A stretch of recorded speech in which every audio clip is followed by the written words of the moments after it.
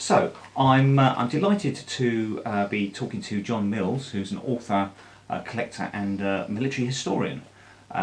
So John, tell me something about yourself and your books.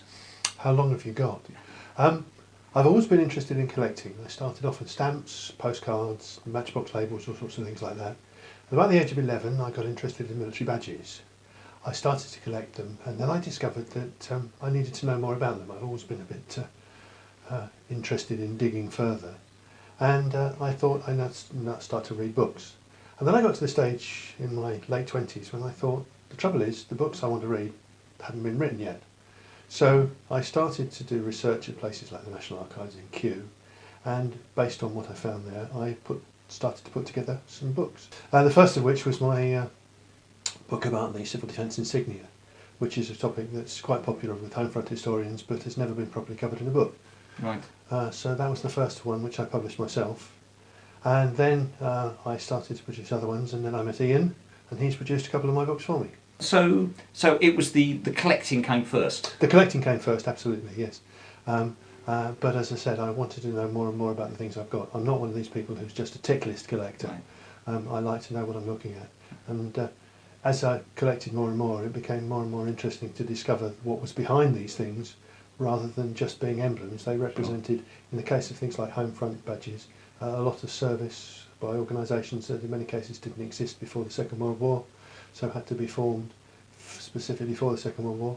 And many of them, of course, with the possible notable exception of the WRVS, didn't last any time after the Second World War. So. Right. And so are you still collecting? I don't collect as much as I used to, partly because I've now retired, so I don't have as much money as I had, and I'm running out of space. Right.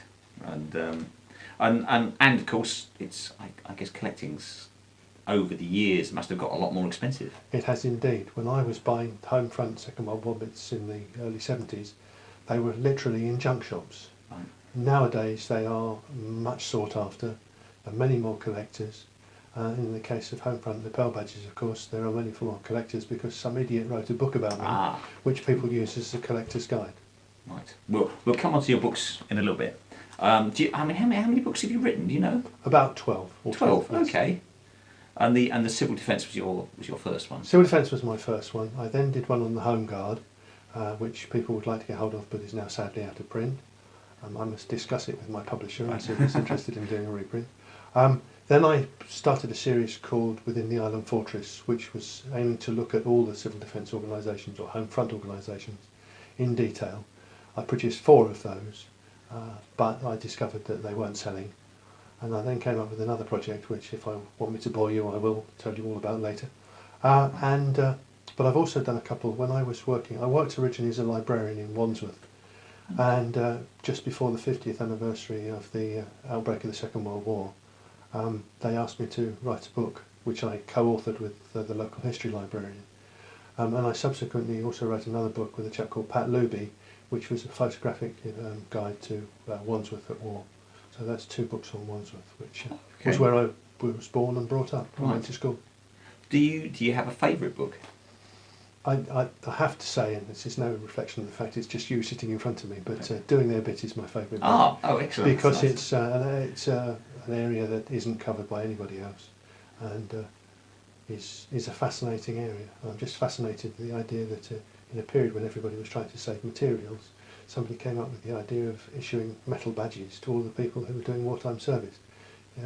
It's particularly appropriate when you look at the fact that the salvage stewards, who were supposed to be saving resources, actually had their own badges made out of scarce materials. How did you said you started collecting originally? Was there anything particular that drew you to the Second World War as an area of collecting? A couple of reasons. The first one we've touched on, the Second World War stuff was cheap. Military badges have always been a bit expensive. But it really started when I looked at my own family's history. Whilst rummaging around about the age of 10 in my grandmother's garden shed, I found a steel helmet, a black one with a W painted on it, and I discovered that my grandfather had been an air raid warden in Wandsworth during the war. I then spoke to my mum and dad about their wartime experiences. My dad had been in the Home Guard in Wandsworth, and my mum had issued ration books and identity cards.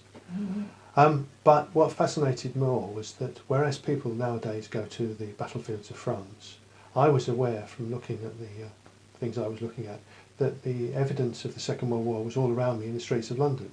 In those days you could see air raid shelters, you could see signs painted on the walls, and I became more and more interested in that, and it grew from there really. We've spoken about doing their bit, and we had a copy here. Available from a very good source. Absolutely. What do you particularly like about the book? Well, apart from the fact it's beautifully presented, what I was encouraged to do was that during the research for the book originally, I discovered that a large number of the badges were made by a company called Thomas Fattorini in Birmingham. At the time, my wife worked for the Goldsmiths Company, who are related to whose responsibilities include jewellers, and I met one of the Fattorini family. And he said, "Oh, I can put you in touch with my cousin, Tom Fattorini, who's in Birmingham, and I'm sure he'd be delighted to talk to you." I then arranged through another friend to go to Fattorini's in Birmingham. They're still in the same building that they've made all these badges in during the Second World War. And I said to them, "Do you keep any records?" And they said, "No, we don't have an archive." But the man produced a bag and said, "Here's 100 badges which I've collected over the years. If you'd like to take them away and photograph them, you can do so." Oh, fantastic. I also discovered through a journal called the Badge Collectors Quarterly, which I'm not sure whether it still exists, that somebody had done some research on the advertising literature. So I was able to include at the front of this book a lot about the people who actually made the badges, which I found more interesting than just looking at the badges, or equally interesting as looking at the badges. Right. And so this one's colour throughout, isn't it? There's pictures of the Fattorini advertising in there Yes, as well. we've got some Fattorini adverts in here. I'm sure we can find them if we try hard. That one, for example, Fattorini advert for ARP lapel badges, showing the sorts of things. And what is fascinating is that I stopped collecting these home front badges quite a long time ago, but I still monitor eBay to look for them as they turn up. And they are constantly turning up. Goodness knows how many badges Fattorini produced. They must run into the thousands. But when you consider that in those days every company that employed over 500 people had to have its own ARP organisation, you get some idea of how many badges there might have been. Right. I don't think you could ever compile a completely comprehensive catalogue. Or if you wanted to, you'd probably drive yourself mad in the process. Yeah. And so that's really just a kind of a selection of what the most common ones, or would you say, or just... No, I think it's fair to say it's a collection of the ones, because it was originally based around one of my collections. Right. That was the other problem. When we came to do this second revised edition, I had to go and talk to a lot of friends because I'd stopped collecting, but we wanted some new badges, so I had to look at them. But no, they vary. Some of them are quite scarce, some of them are quite common. The obvious things, the silver ARP lapel badge, which wasn't made by Fattorini's but made by the Royal Mint, is one of the commonest badges for the Second World War. Yeah. And I play a game with my wife every time we go to an antique fair, see who can be the first one to spot a silver ARP lapel badge, because you'll find them at every antique fair. The interesting point, which you've sort of touched on, is that no book like this can ever be comprehensive, because there are no records. It's okay if, for example, in the military field, for example, there are lots of catalogues. The army produced catalogues of every badge they produced, so you could go and look for every item in the catalogue because it's there and you could tick it off on the list. There's no comprehensive list of these, and in many cases the companies, for example, that issued them have long gone out of business, so nobody would know how many they ordered. What I was hoping when I spoke to Fattorini's was that they'd have a nice ledger that said we made this badge in this quantity for this company, but no, they didn't. So, and that's one of the joys of collecting anyway, finding things that you didn't expect. It's easy enough to go and say, as people do, I understand, take a book like mine and go around the fairs and tick them off as they find them. It's much harder then to come up with another 50 that you haven't seen because you've dug somewhere else or you've kept your eye on auction sites. Sure. So I think you said every organisation over how many? Over 500. They employed more than 500 people. They had to have their own ARP organisation. Okay. Would that automatically have meant they would have had a badge as well, or not necessarily? No. Well, that's one of the interesting things that comes out from the Fattorini advertising. They suggest that the badges should be awarded for two things. First of all, as a reward to the people for volunteering in their spare time to do this job, but also so that they were recognised in in an emergency by their fellow workers. So if you're working in a factory and the air raid siren went and you didn't know where the air raid shelter was, you would hopefully go to the chap who had the air raid warden's badge for the company on his jacket and say, where should I go? And he'd say, down there. So was there also a certain amount of people wanting to show that they're doing their bit? Oh, absolutely, which is, of course, The title, of course. where the title came from in the first place, yeah. Yeah, so, okay, because obviously kind of people are well aware the First World War they had to bring out a badge because people could be given white feathers left, right Yes, and centre. yeah. And it's kind of the same applies, really. Absolutely, yeah, and the interesting thing is that the First World War ones have never been covered. There were fewer of them because the home front wasn't quite in the same way as organised in the same way as it was in the Second World War. But one of the interesting things is that a lot of the First World War ones have crowns on them to show they were on government service. And one of the interesting things that the government said in the Second World War was you can only have a crown on them if you're actually a recognised government organisation, which is why most of these don't have crown on. Occasionally people slipped up and put crowns on them. There are examples in here of badges with crowns on which shouldn't be there, but they weren't supposed to have a crown on unless they were an official government issued badge. You know, collectible wise, some of these badges go for quite a lot of money now, don't they? Yes. Yes. I mean, I was amused when I was putting the book together. In many cases, I'd left the original label on, and they'd say things like £2.50. Right. You'll be lucky to buy leaving aside the silver ARP badges, company ARP badges will cost you between 40, 50 and as many pounds thereafter as people are concerned with. There are, for example, a category of the badges issued by the auxiliary bomb for auxiliary bomb disposal units, who were people trained to deal with unexploded bombs in factories. Now, by their nature, they were very small organisations, maybe 20 or 30 people in each factory. So if there was a badge issued, you would have had 20 or 30 badges, and the chances that they've survived Yes. So are pretty small. there's few and far between. Few and far between. Yeah. And so when you were collecting, what I think you said you were collecting from quite an early age. I was a collector of most things from about 10, but I became interested in the home front things in my early 20s when I had money to burn because I'd started work. So. Right. And in those days there were lots of markets, particularly the well-remembered one that used to operate under the arches of Charing Cross every Saturday. And in those days, again, these were disregarded, so they were being sold for £2.50, whereas a military brass cat badge would cost you a £5. Right, and I'm assuming that sadly, this day and age, the average 10-year-old wouldn't be able to afford to collect something like this. Well, this is the problem that collectors have discussed. The Second World War stuff has now got so expensive that it's only collected by adults, which means, of course, that there are no younger collectors coming up through the market to inherit these collections. It's been suggested that one day you'll suddenly find that you can't sell these because there's nobody with the money around or the right age to buy them. No. We'll move on to another book, one of yours, on utility furniture. Utility furniture. So tell us a bit about utility furniture and the book. Well, you're entirely to blame for this book, Ian, because you phoned me up one day and said, have you by any chance got a copy of the utility furniture catalogue? And I said, yes, I have. You're very welcome to borrow it and copy it. But how many people understand what utility furniture is about? And out of my own mouth, I shot myself in the foot, if that's not mixing a metaphor, to say that what you really needed was an explanation about utility furniture, because not many people knew what it was. I was of the generation where I grew up with it because my parents had to buy it. They were married just after the war, and in those days the only furniture you could buy brand new was utility furniture.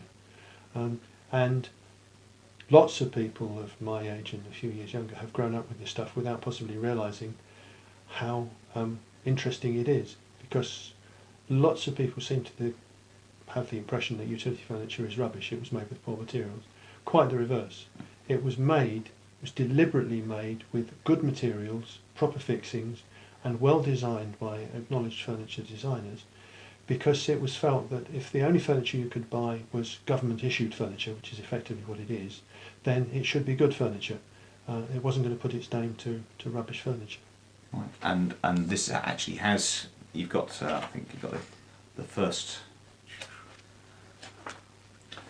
Oh, here we go. A reproduction of the first catalogue, yeah. First catalogue with the kind of quite basic looking furniture. Which I mean, I think it's interesting because you still come across this in kind of auction houses. Yes, yes. Still possible to pick up utility furniture, and it's very easy to discover because, of course, it's got the double cheeses. I thought that was on the cover. The utility mark, which is, I don't know if you can see it, but it appears at the top of the pages here, the two cheeses. It is stamped into all the furniture. If you turn up the chair and think it's utility furniture, somewhere underneath it you will find CC41 stamped into the wood. So I think we ought to move on to the book you're working on at the moment. And have been for quite some time. Yeah. So, first of all, what is the book? It's called Badges on Battle Dress. It's an attempt to record all the badges that were worn on the British Army's battle dress uniform between its introduction in 1939 and its disappearance in 1967. That's quite a lot of badges. Absolutely. And being the enthusiast that I am, I wanted to make sure that, if I use my favourite word, there was some context to the thing.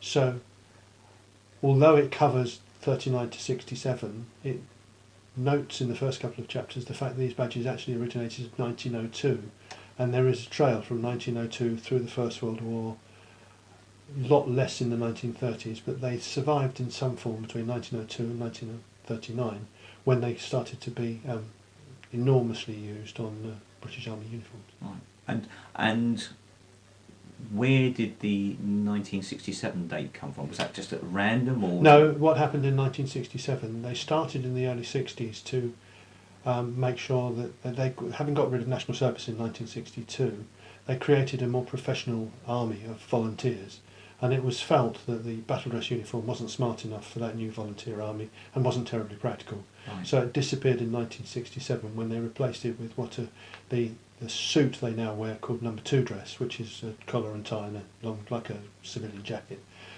Whereas for the field use, they introduced a combat suit, which is now visible all the time in the horrible, if I may call it that, the multi-terrain pattern camouflage, which they seem to wear all the time. But 1967 is the reason it disappeared in 1967. Okay. So tell us something about what's the format of this book like? It's a chronological format, and so it starts in 1902, goes on to the First World War, looks at the badges that survived with the Territorial Army during the 1930s. Then, when the whole army goes into battle dress in 1939, it just follows the development, because it didn't all happen at once. When they first went into battle dress, they said the first thing we want is to replace the brass shoulder titles that used to appear on the shoulders there with a cloth version. Partly because it's cheaper, but also because it's being cloth rather than metal, it doesn't shine. They then said, right, they went to the BEF in 1940 and they said, the trouble is we can't tell who is what. Everybody's got the same uniform. We can't tell officers from other ranks. We can't tell anything about the soldier from a distance. So they first introduced something called an arm of service strip, which was literally a coloured strip worn on the arm, which was a different colour for each of the arms. So if you were an infantryman, you wore a red one. If you were a gunner, you wore a red and blue one. If you were in the Royal Armoured Corps, you wore a red and yellow one. That was fine. That was a better way of distinguishing people. But when they got back to Britain, they then said, we need to revive the signs that were used in the First World War to indicate the divisions in which people served. And a division is a higher formation made up of lots of different arms of the services working together to fight the enemy. So they introduced what they call formation signs or divisional signs, and they eventually spread to the whole of the army. They started in September 1940. They were used primarily by the army in Britain to begin with. They spread to the desert. They were used in Italy, and by the end of the war, everybody wore them. And they are a fascinating military heraldry aspect, where they all mean something, and the stories behind some of them are quite fascinating. There's one, for example, for one of the divisions, which is actually looks like a parrot. It's actually a macaw sitting on a perch, and apparently this was adopted because when the headquarters moved into a new building in 1940, there was a macaw that sat on the perch and said "Welcome, welcome," and they thought that was an auspicious start, so they used that as the sign for the division. And they continued them after the Second World War, and there are hundreds and hundreds of them. And that's part of the problem, because not only are there hundreds of different designs, but they were made in different sorts or different ways. Originally they were embroidered, but the companies who made them had a lot of trouble keeping up. So they then came up with printed signs. Only one company actually made those. But there was also a period when, until they were stopped because the government said it was a waste of materials, you could buy them in woven artificial silk as well.